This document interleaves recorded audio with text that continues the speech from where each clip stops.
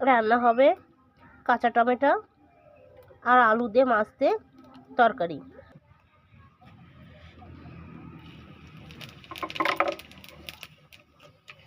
জিরে তেজপাতা ফোড়ন দিয়ে দিলাম।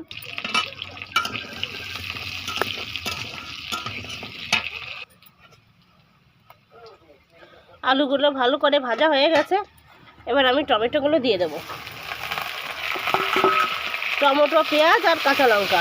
আমি এর ভিতর কোনো বাড়তি মশলা দেবো না।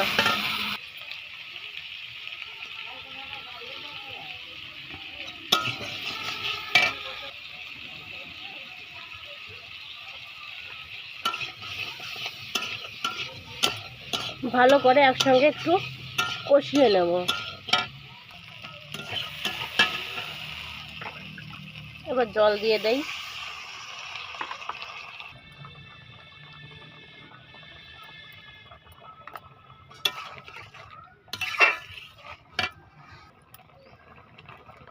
মাছগুলো দিয়ে দেব।